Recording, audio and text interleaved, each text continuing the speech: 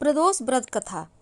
किसी भी व्रत को करने के पीछे कोई न कोई पौराणिक महत्व और कथा अवश्य होती है। तो आइए सुनते हैं प्रेम से। स्कंद पुराण में दी गई एक कथा के अनुसार प्राचीन समय की बात है। एक विधवा ब्राह्मणी अपने बेटे के साथ रोजाना भिक्षा मांगने जाती थी और शाम के समय घर लौट आती।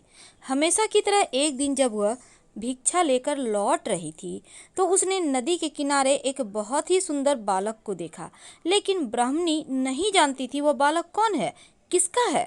दरअसल उस बालक का नाम धर्मगुप्त था और वह विदर्भ देश का राजकुमार था।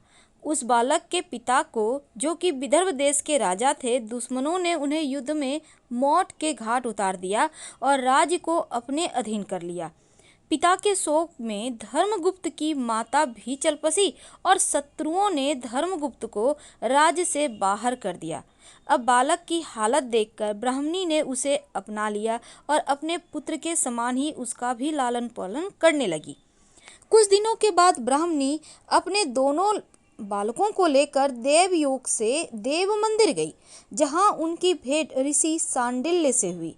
ऋषि सांडिल्य एक विख्यात ऋषि थे जिनकी बुद्धि और विवेक की हर जगह चर्चा थी। तो ऋषि ने ब्राह्मणी को उस बालक के अतीत यानी कि उसके माता पिता के मौत के बारे में बताया, जिसे सुनकर ब्राह्मणी बहुत उदास हुई।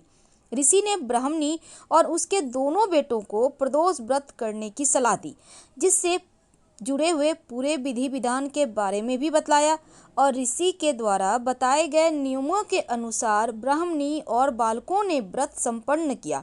लेकिन उन्हें यह नहीं पता था कि इस व्रत का फल क्या मिलता है। कुछ दिनों के बाद दोनों बालक वन विहार कर रहे थे, तभी उन्हें वहां कुछ गंधर्व कन्याएं नजर आई जो बहुत ही सुंदर थी।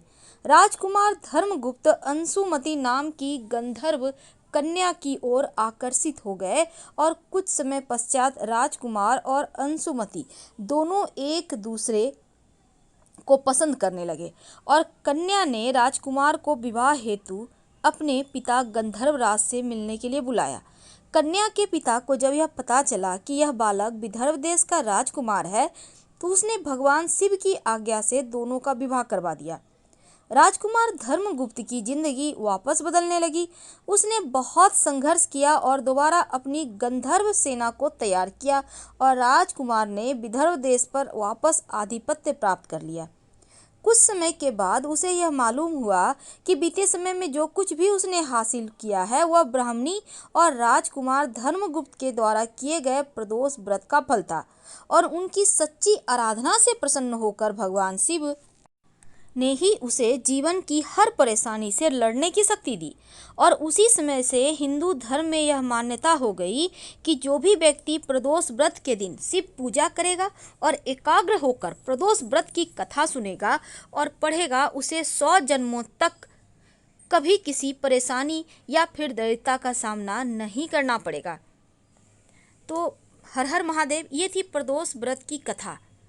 तो प्रदोष व्रत के दिन जब आप पूजा पाठ करेंगे तो कथा जरूर सुनिएगा, लेकिन सवाल ये है कि आप प्रदोष व्रत के दिन इसका महत्व क्या है। देखिए, पुराणों के अनुसार एक प्रदोष व्रत करने का फल 2 गायों के दान के इतना होता है। और इस व्रत के महत्व और वेदों के महाज्ञानी सूत जी ने गंगा नदी के तट पर शौनकादि ऋषियों को बताया। उन्होंने कहा कि कलयुग में जब अधर्म का बोलबाला होगा तब प्रदोष व्रत एक माध्यम बनेगा शिव की आराधना कर पापों से प्रायश्चित करने के लिए। धन्यवाद। हर हर